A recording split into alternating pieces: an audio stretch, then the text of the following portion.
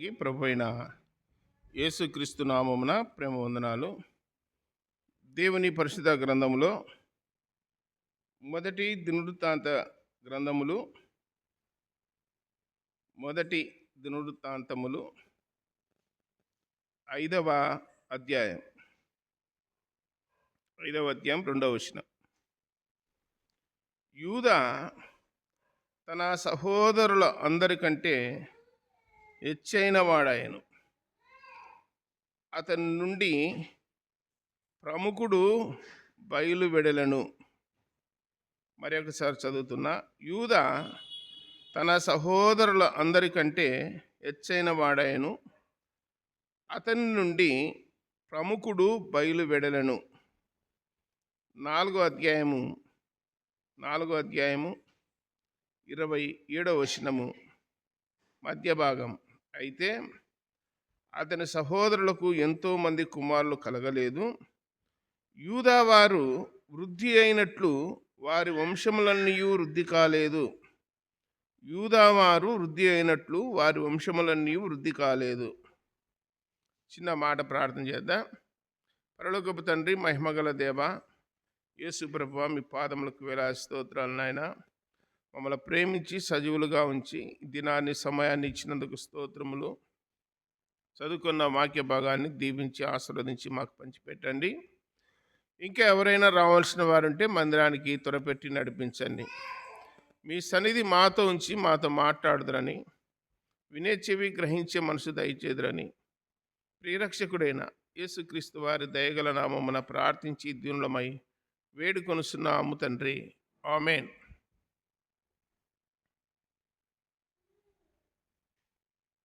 చదువుకున్న వాక్య భాగము మొదటి దినవృత్తాంతములు 5వ అధ్యాయం 2వ వచనం.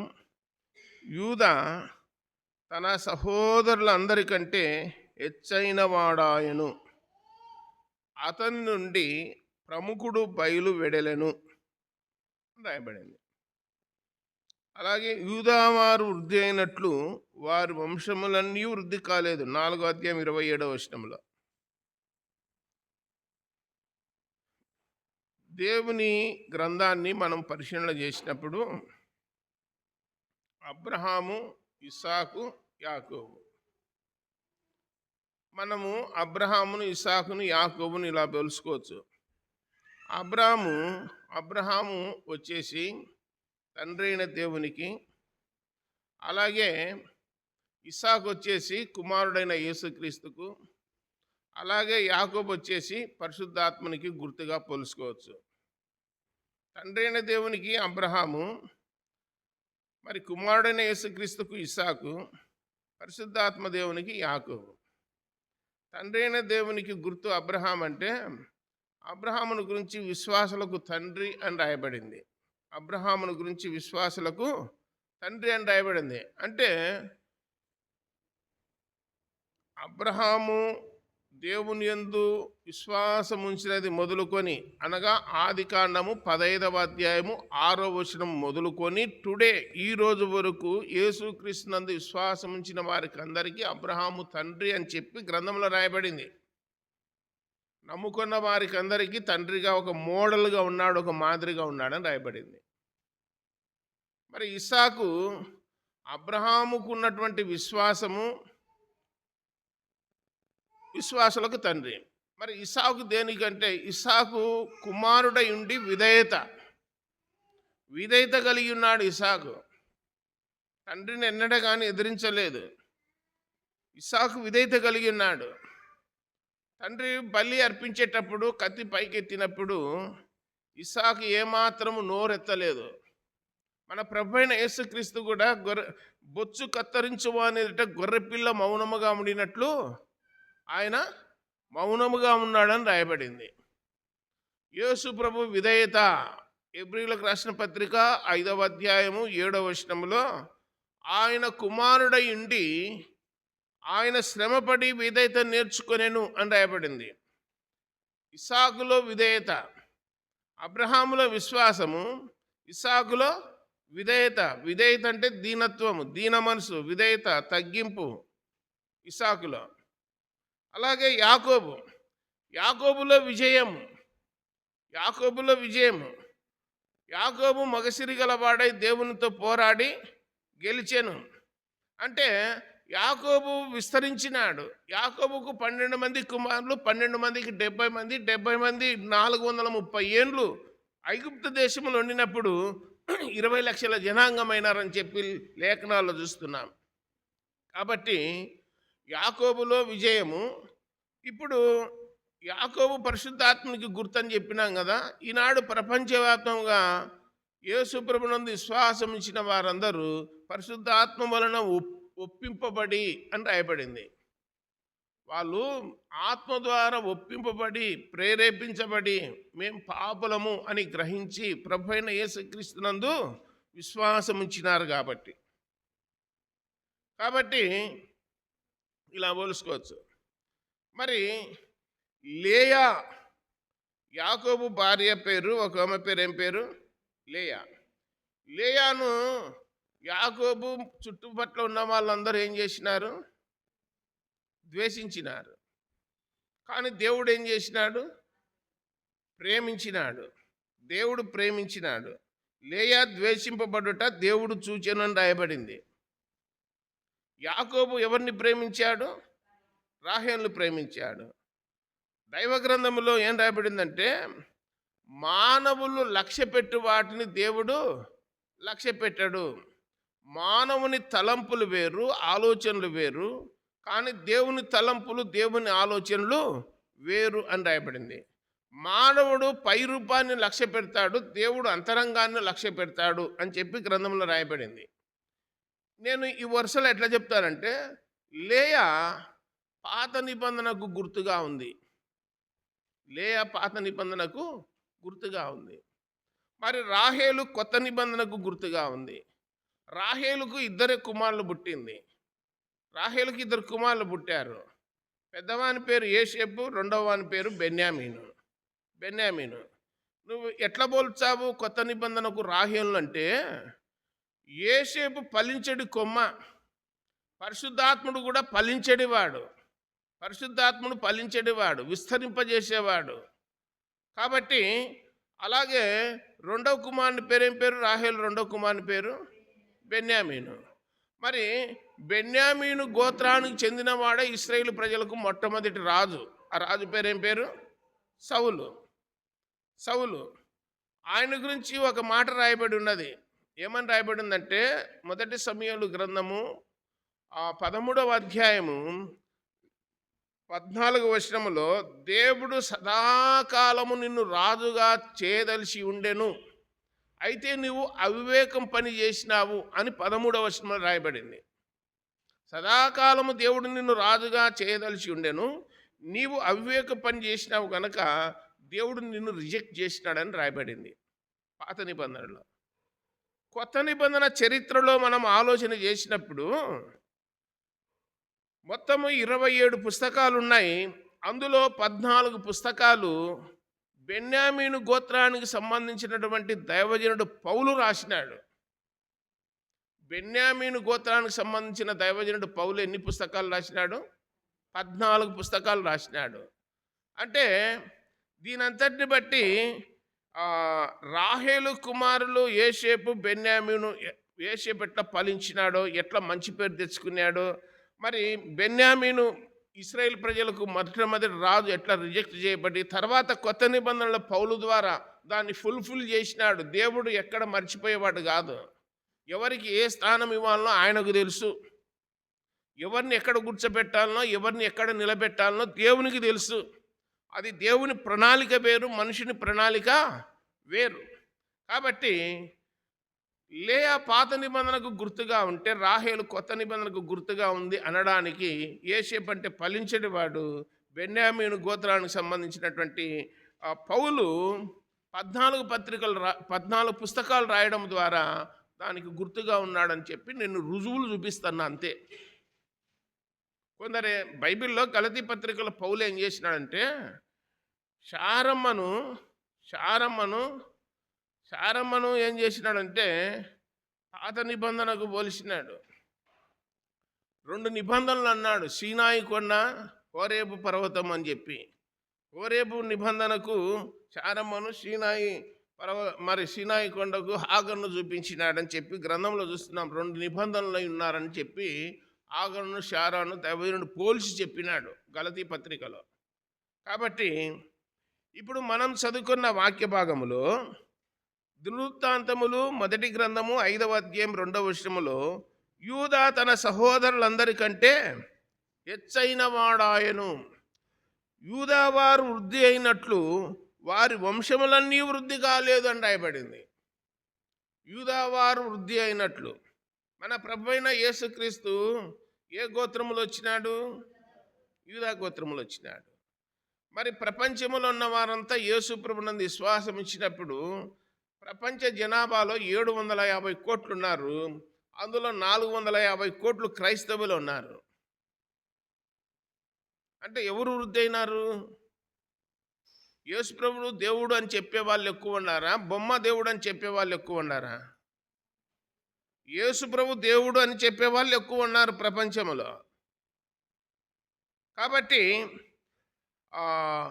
ద్వితీయోపదేశ కాండము 18వ అధ్యాయము 16వ వచనములో ఇలాగ రాయబడి ఉన్నది,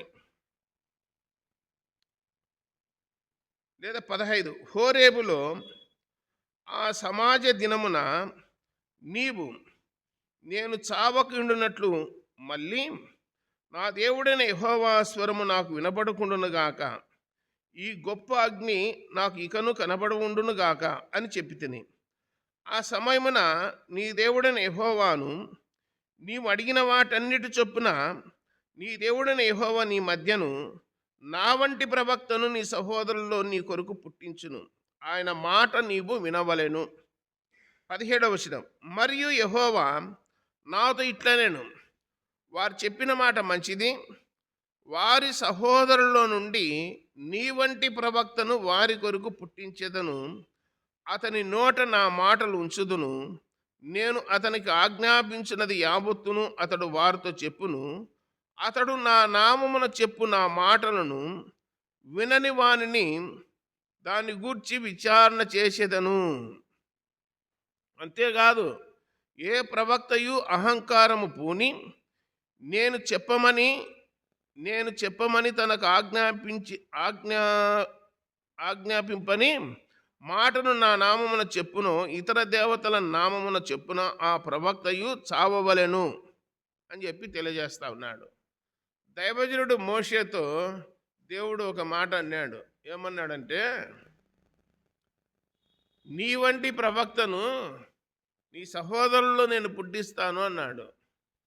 ఈడ 16వ వచనములో నీ దేవుడైన యెహోవా నీ మధ్యను నా వంటి ప్రవక్తను నీ సహోదరుల్లో నీ కొరకు పుట్టించును అని చెప్పి రాయబడింది. ఇక్కడ 17వ వచనం 18లో వారి సహోదరుల నుండి నీ వంటి ప్రవక్తను వారి కొరకు పుట్టించేదని అన్నాడు. నీ వంటి నా వంటి అన్నాడు. నీ వంటి నా వంటి అంటే ఏమి అర్థము? దేవుడు అంటున్నాడు నా వంటి ప్రవక్తను అన్నాడు, మోషేతో అంటున్నాడు నీ వంటి ప్రవక్తను అన్నాడు. యేసుప్రభు ఏమై ఉన్నాడు? యేసుప్రభు ఏమై ఉన్నాడు? ఒకే సందర్భంలో మానవుడిగా ఉన్నాడు, ఒకే సందర్భంలో దేవుడుగా ఉన్నాడు. అది గుర్తుపెట్టుకోండి. యేసుప్రభు మానవుడిగా ఉన్నాడు, అదే సమయంలో దేవునిగా ఉన్నాడు. ఒక కాయిన్కు బొమ్మ బొడుసు ఉన్నట్లు యేసుక్రీస్తు ఒక దిక్కు చూచే మానవుడు, ఒక దిక్కు చూచే దైవముగా ఉన్నాడు లోకములో. నువ్వు ఎట్లా ఆలోచన చేస్తే నువ్వు మానవుడని తలిస్తే మానవుడిగా కనపడతాడు, దేవుడని తలిస్తే దేవుడిగా కనపడతాడు. ఆయన దేవుడు అనడానికి గ్రంథములో చాలా రుజువులు ఉన్నాయి. బైబిల్ను చదవరు, వినరు, అందులో ఉన్న వాక్యాలను గ్రహించరు. బైబిల్లో ఎక్కడన్నా యేసుప్రభు నేను దేవుడని చెప్పినాడా అని అడిగేటోళ్ళు కోకలలుగా ఉన్నారు. కానీ వాక్యము యేసుప్రభుని గురించి ఏం చెప్తుంది? రోమపత్రిక 9వ అధ్యాయం 5వ వచనములో ఈయన సర్వాధికారైన దేవుడై ఉండి నిరంతరము స్తోత్రార్హుడై ఉన్నాడు అని యేసుప్రభు గురించి రాయబడింది. తీతు పత్రిక 2వ అధ్యాయం 13వ వచనములో ఈయన మహాదేవుడు మన రక్షకుడైన యేసుక్రీస్తు అని రాయబడింది. 1 యోహాను పత్రిక 5వ అధ్యాయం 20వ వచనములో ఈయనే నిజమైన దేవుడును నిత్య జీవమునై ఉన్నాడు అని రాయబడింది. ప్రకటన గ్రంథం 1వ అధ్యాయం 18వ వచనములో, నేను మొదటి వాడను కడపటి వాడను, ఇదిగో నేను మృతుడనైతిని గాని యుగయుగములు సజీవుడనై ఉన్నాను. గలతీ పత్రిక 1వ అధ్యాయం 24వ వచనములో, యేసుక్రీస్తు దేవుని జ్ఞానమును దేవుని శక్తి అయి ఉన్నాడు అని రాయబడింది. దేవుని జ్ఞానము, దేవుని శక్తి, దేవుని బలము, దేవుని గొప్పతనము, దేవుని మహిమ, దేవుని యొక్క తేజస్సు, దేవుని యొక్క మూర్తిమంతమునై ఉన్నాడు అని రాయబడింది. దేవుని సృష్టికి ఆది అయి ఉన్నవాడు అని రాయబడింది. అన్నిటికంటే ముందుగా ఉన్నవాడు అని రాయబడింది. కలిగి ఉన్నది ఏది ఆయన లేకుండా కలగలేదు అని రాయబడింది. నేను మొదటి వాడను కడపటి వాడను, అల్ఫయు ఉమేగయు నేనే, ఆది నేనే అంతము నేనని చెప్పినవాడు యేసుక్రీస్తు. ఇవన్నీ దేవునికి ఉన్న లక్షణాలు. మానవుడు గ్రహించలేడా యేసుప్రభు ఏమై ఉన్నాడో? దేవుడు ప్రేమ అయి ఉన్నాడు, దేవుడు ఆత్మ అయి ఉన్నాడు, దేవుడు వెలుగై ఉన్నాడు అని గ్రంథంలో రాయబడింది. కాబట్టి మరి నా వంటి ప్రవక్తను అన్నాడు, నీ వంటి ప్రవక్తను అన్నాడు. ప్రతివాడు ఎవరి మాట వినాలా? యేసుప్రభు మాట వినాలా. యేసుప్రభు మాట వినాలనో వినకూడదో గ్రంథంలో చెప్తున్నాడు. ఒకసారి అపోస్తుల కార్యములు 3వ అధ్యాయము, అపోస్తుల కార్యాలు 3వ అధ్యాయం 26వ వచనంలో ఇలాగ రాయబడి ఉన్నది. 3వ అధ్యాయము 26వ వచనములో, దేవుడు తన సేవకుని పుట్టించి మీలో ప్రతి వానిని వాని దుష్టత్వం నుండి మళ్లించడం వలన మిమ్మును ఆశీర్వదించుటకు ఆయనను మొదట మీ యొద్దకు పంపెనని చెప్పాను. దేవుడు తన సేవకుని పుట్టించి అని రాయబడింది. మీలో ప్రతి వానిని వాని దుష్టత్వము నుండి మళ్లించడం వలన మిమ్మును ఆశీర్వదించుటకు ఆయనను మొదట మీ యొద్దకు పంపెనని చెప్పి రాయబడింది. 22వ వచనం, అపోస్తల కార్యములు 3:22, మోషే ఇట్లనెను, ప్రభువైన దేవుడు నా వంటి ఒక ప్రవక్తను మీ సహోదరుల నుండి మీ కొరకు పుట్టించును. ఆయన మీతో ఏమి చెప్పినను అన్ని విషయములలో మీరు ఆయన మాట వినవలెను అని రాయబడింది. అన్ని విషయములలో అన్నాడు. ఏ విషయంలో అయినా సరే ఎవరి మాట వినాలా? యేసుప్రభు మాట వినాలా. అన్ని విషయాలలో అన్నాడు. ఆదికాండం 13వ అధ్యాయం 1వ వచనంలో దేవుడు అన్ని విషయములలో అబ్రహామును ఆశీర్వదించానని రాయబడింది. పేతురు రాసిన మొదటి పత్రిక 1వ అధ్యాయం 14వ వచనంలో మీరు సమస్త ప్రవర్తన యందు పరిశుద్ధులయుండు అని రాయబడింది. మత్తయి సువార్త 11:28లో ప్రయాసపడి భారం మోసుకొనుచున్న సమస్త జనులారా అన్నాడు. అన్ని విషయాలలో పరిశుద్ధులై ఉండమన్నాడు. వివాహం అన్ని విషయములలో ఘనమైనదని, అన్ని విషయాలలో. ఇప్పుడు యేసుప్రభు మాట అన్ని విషయాల్లో వినవలెను అన్నాడు. విందురు అని ఫుట్ నోట్లో రాయబడేది. మేము వినమని నీకు లేదు, నీ మాట ఎందుకు ఇంటా, ఎవరు చెప్పినారు వినమని అని యేసుప్రభు దగ్గర ఉంటే ఆ పప్పులు ఏమి ఉడకవు నీకు.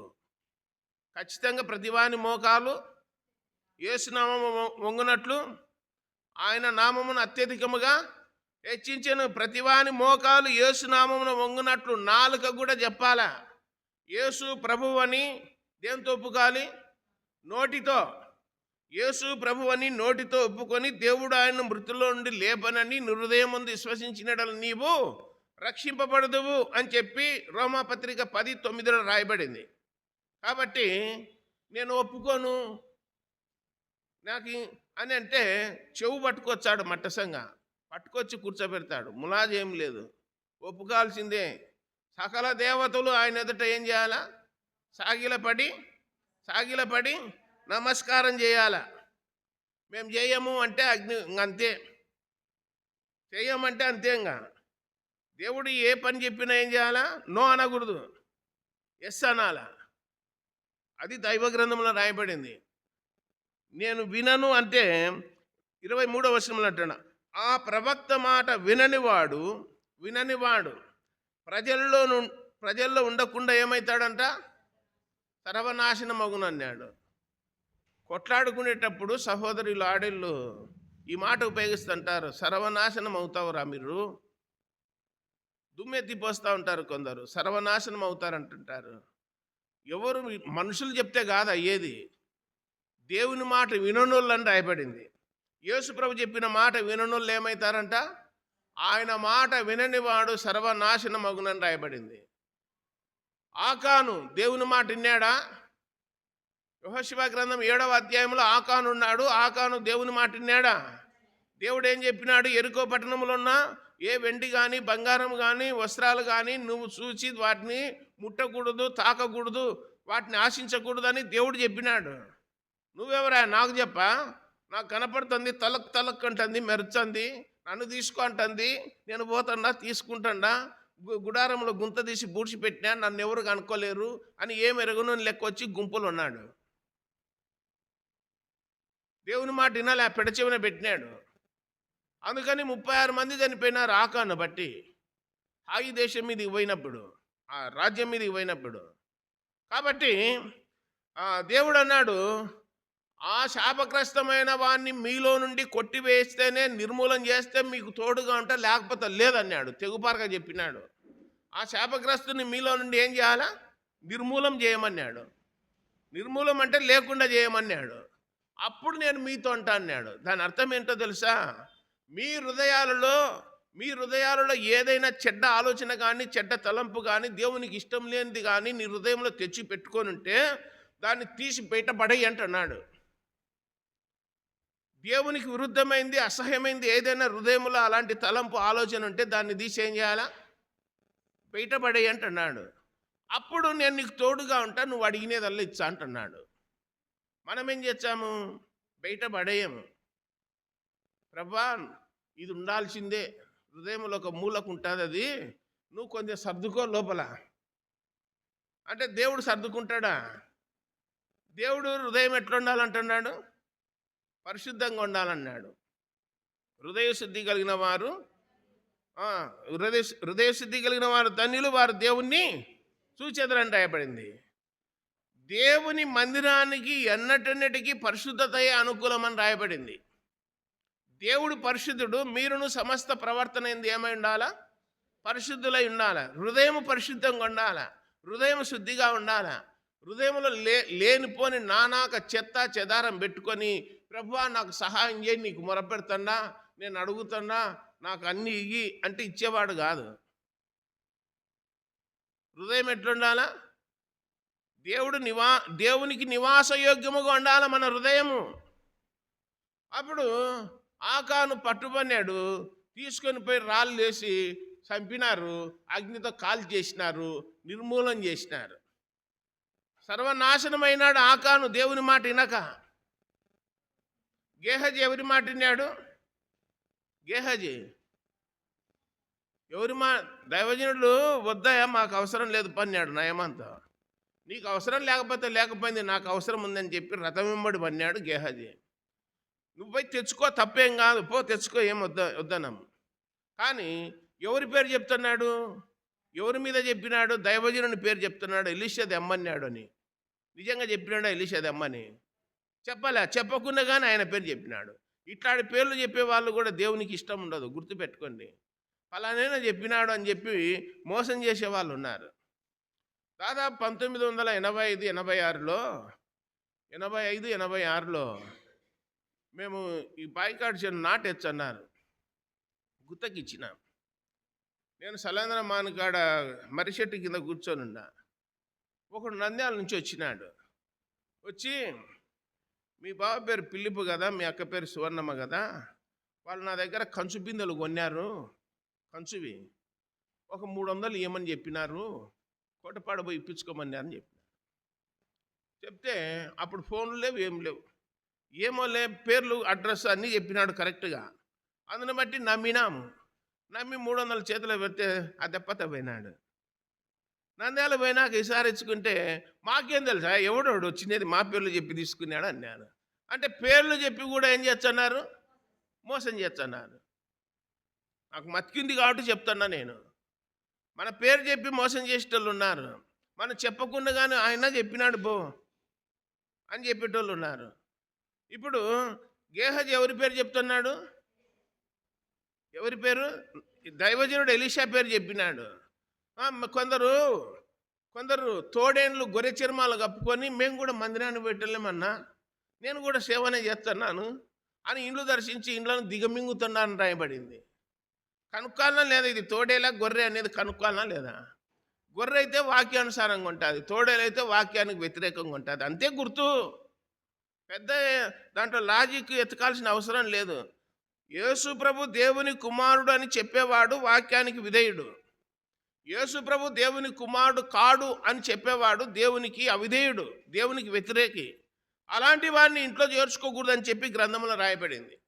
కాబట్టి యేసు ప్రభు మాట ఎవరైతే వింటారో వారు బ్రతుకుతారు. ఒకరోజు కాదు, యుగయుగాలు బ్రతుకుతారు. అది వాగ్దానం. యుగయుగాలు బ్రతుకుతారు. ఆమోసు గ్రంథం 6వ అధ్యాయం 4వ వచనంలో మీరు నా మాట విన్నట్లయితే బ్రతుకుతారన్నాడు. ఎవరి మాట? దేవుని నోట నుండు. చూడు ఎట్లొచ్చాయి వరుసగా. దేవుని నోట నుండు వచ్చు ప్రతి మాట వలన మనుషుడు బ్రతుకుతాడు. విశ్వాసం వలన జీవిస్తాడు, మాట వలన బ్రతుకుతాడు అని చెప్పి గ్రంథంలో రాయబడింది. కాబట్టి మనం పరిశీలన చేసినప్పుడు ఈ అపోస్తల కార్యములు 3వ అధ్యాయము 23వ వచనములో ఏమనుందంటే, ఆ ప్రవక్త మాట వినని వాడు ప్రజలలో ఉండకుండా అనే మాట రాయబడింది. ఎవరిలో ఉండకుండా? ప్రజలలో ఉండకుండా సర్వనాశనమగునను. మరియు సమూయేలు మొదలుకొని ఎందరు ప్రవక్తలు ప్రవచించిరో వారందరూ ఆ దినముల గురించి ప్రకటించిరి. ప్రవక్తలందరూ మెస్సయ్య వచ్చాడు, క్రీస్తు వస్తాడు, మెస్సయ్య వచ్చాడు, క్రీస్తు వస్తాడు అని చెప్పినారా లేదా? చెప్పినారా లేదా? చెప్పినారు. సమూయేలు మొదలుకొని అనే మాట రాయబడింది. కాబట్టి ఆ ప్రవక్తలకును దేవుడు అబ్రహాముతో నీ సంతానమందు భూలోక వంశములన్నీ ఆశీర్వదింపబడిన చెప్పి మీ పితరులతో చేసిన నిబంధనకు మీరు వారసులై ఉన్నారు. వారసులై ఉన్నారు. దేవుడు తన సేవకుని పుట్టించి మీలో ప్రతి వానిని వాని దుష్టత్వము నుండి మళ్లించడం వలన మిమ్మల్ని ఆశీర్వదించటకు ఆయన మొదట మీ యొద్దకు పంపానని చెప్పాను. దుష్టత్వము నుండి ఏం చేయాలా? మళ్లించాలన్నాడు. వాడు శ్రీవెల్లమెట్టకు కోటేష్ వైన్ షాపుకు పోతున్నాడు అనుకో, ఎన్నోడు తాగనోడు, అలవాటు లేనోడు పోతున్నాడు అనుకో, వాడు మనం చాలా ఏళ్ళ ఉంటే పరిచయం ఉంటుంది. ఈరోజే పోతాడన్నా కొత్తగా అన్నాడు అనుకో, అలా అంటే ఏం చేయాలి? మనము ఇంటికి పిలుచుకు రావాలి. వద్దురా నాయన, దాంట్లోకి ఒకసారి పోయినావంటే ఇంక మునుగు తేలుతావు, అయిపోతుంది నీ పని అన్నాడు. సామెతల గ్రంథం 23వ అధ్యాయంలో ద్రాక్షరసము ఎర్రబడగా తలతలలాడుచుండగా దానికి వెళ్ళి చూడొద్దు అన్నాడు. దానికి బానిసలైన వారు వెక్కిరింతల పాలవుతారన్నాడు. ఎగతాళికి కారణమవుతారని రాయబడింది. వెక్కిరింతల పాలవుతారు, ఎగతాళికి కారణమవుతారని రాయబడింది. నిన్న మంగళవారం కదా, జ్ఞానాపురంలో చర్చికి పోతున్నాను. ఆడ కంపెనీ అవతల ఒకటి పెట్రోల్ బంక్ ఉంది. పెట్రోల్ ఓపించుకొని వచ్చన్న రాఫ్ హాస్పిటల్ టర్నింగ్ తిరుగుతాను. చర్చికి వెళ్ళి వాడు ఫుల్గా తాగి మురికాలంలో పడుకున్నాడు. మొత్తం బురదలో నుండి ఎత్తి గడ్డకేసినారు, రోడ్డు మీద బండబెట్టినారు. కాలువలో, మురికాలువలో, మున్సిపాలిటీ కాలువ ఉంటుంది కదా, దాంట్లో పడిపోయినాడు. ఎత్తి అప్పుడే ఒడ్డున వేసినారు. కదల్లే మనిషి, ప్రాణం ముందో లేదో ఇంకా చూడలే. అంటే తాగినోడు ఏమవుతున్నాడు?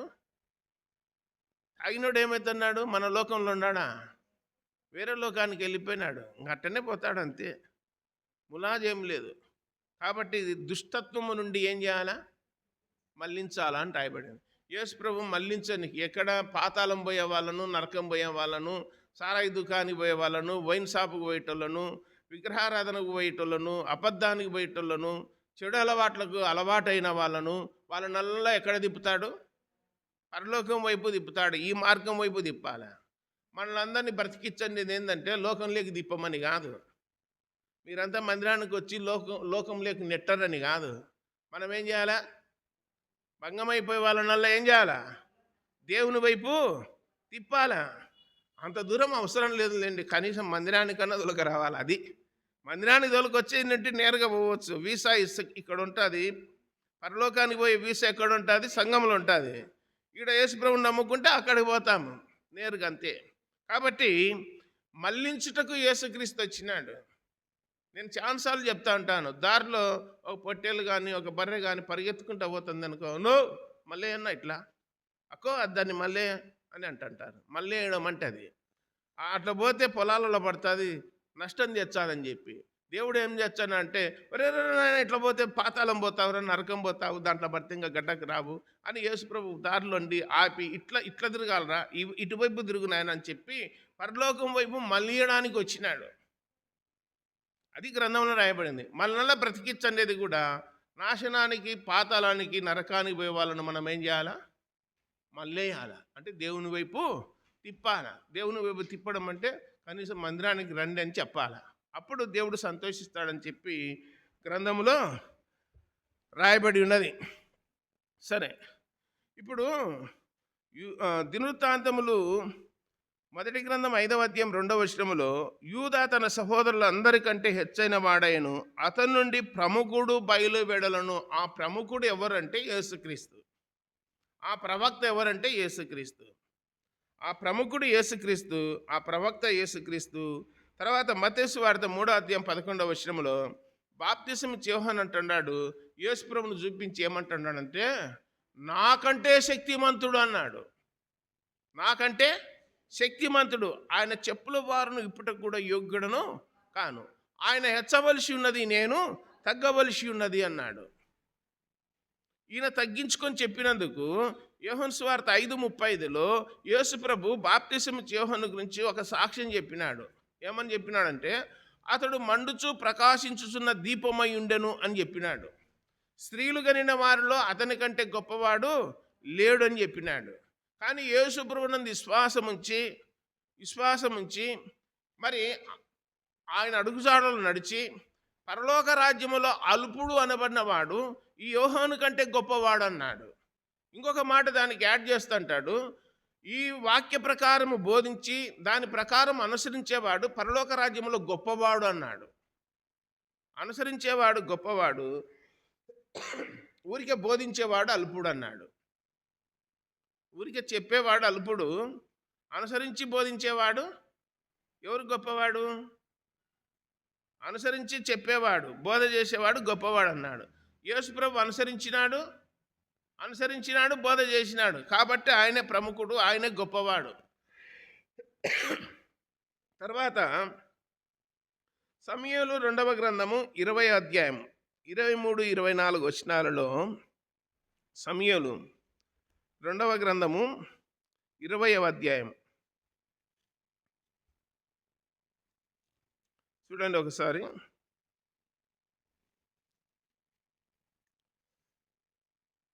23లో, యోవాబు ఇశ్రాయేలు దండువారి అందరికీ అధిపతి ఉండెను. అయితే కెరీతీలకును పెలేతీలకును యెహోయాదా కుమారుడు బెనయా అధిపతి ఉండెను. అదోరాము ఎట్టు పనులు చేయువారి మీద అధికారి ఉండెను. అహిలూదు కుమారుడు యెహోషాపాతు రాజ్యపు దస్తావేజుల మీద ఉండెను. షేవ లేఖికుడు, సాదోకు అబ్యాతారును యాజకులు. యాయీరు కుమారుడు ఈరా దావీదునకు సభాముఖ్యుడు అని రాయబడింది. యాయీరీయుడగు ఈరా దావీదునకు సభాముఖ్యుడు అని రాయబడింది. సభాముఖ్యుడు అనే కాడ 1 నెంబర్ వేసి ఫుట్ నోట్లు ఏమనుందంటే యాజకుడు అని రాయబడింది. ముఖ్యమైన వాడు అంటే యాజకుడు, సభాముఖ్యుడు అని రాయబడింది. సభకు ముఖ్యమైన వాడెవరు? యాజకుడు. మన ప్రభువైన యేసుక్రీస్తు ఏ యాజకుడు? ప్రధాన యాజకుడు. మెల్కీషెదెకు క్రమము చొప్పున క్రమములో చేరిన వాడై నిరంతరము ఉండేటువంటి ప్రధాన యాజకుడుగా మన ప్రభువైన యేసుక్రీస్తు ఉన్నాడని గ్రంథములో రాయబడింది. అంటే ముఖ్యుడు, ప్రముఖుడు, శక్తిమంతుడు అనేదానికి ప్రధాన యాజకుడు అని. ఆత్మల కాపరి, అధ్యక్షుడైన వాని వైపు మీరు మళ్ళీ ఉన్నారు అని చెప్పి పేతురు రాసిన పత్రికలో రాయబడింది. ఆత్మల కాపరి, అధ్యక్షుడు. సకల శరీర ఆత్మలకు దేవుడు యేసుక్రీస్తు అని రాయబడింది. కాబట్టి గ్రంథాన్ని పరిశీలన చేసినప్పుడు దావీదు రాజు సింహాసనం మీద కూర్చున్నప్పుడు సభాముఖ్యుడు ఎవరంటే ఈరా అని చెప్పి రాయబడింది గ్రంథములో. సభాముఖ్యుడు అంటే ఏంటి? దావీదు తర్వాత మిగతా విషయాలన్నీ ఎవరికి తెలుస్తాయి?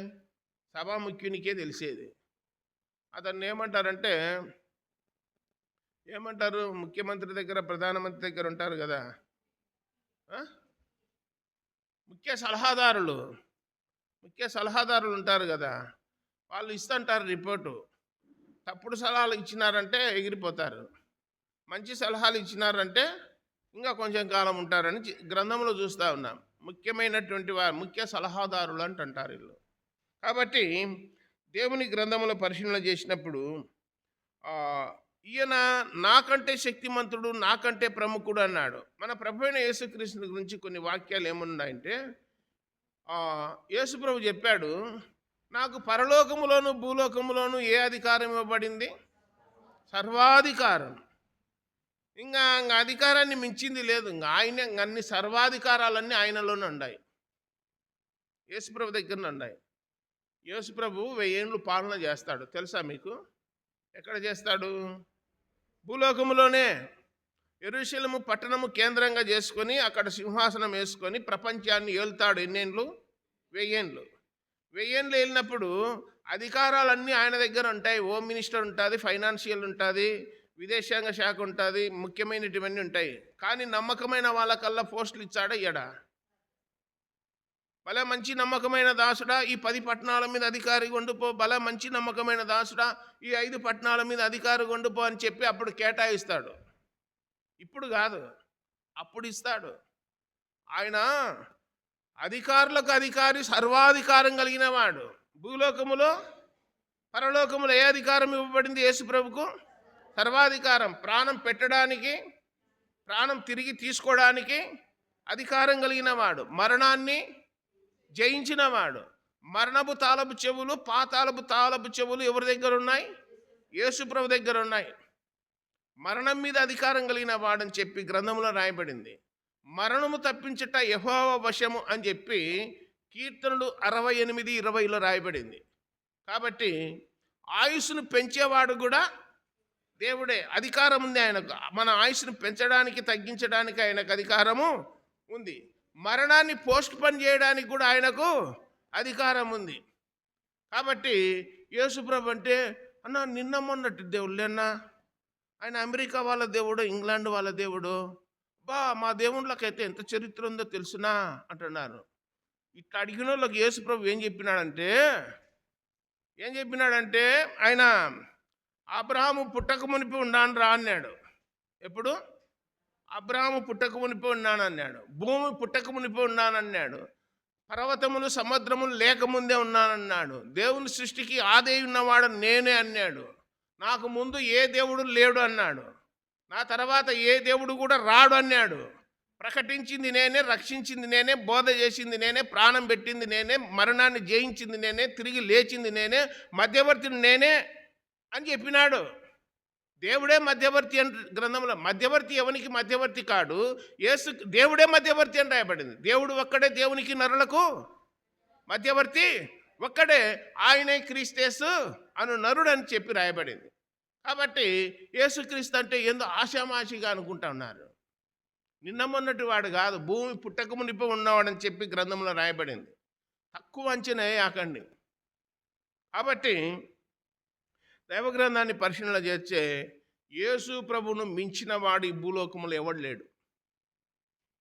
ఆయనే ఈ లోకానికి అధికారి, పరలోకానికి అధికారి, సర్వశక్తిమంతుడని రాయబడింది. అన్ని శక్తులకు పైశక్తి కలిగిన వాడు, అన్ని నామములకు పైనామము కలిగిన వాడని చెప్పి గ్రంథంలో రాయబడింది.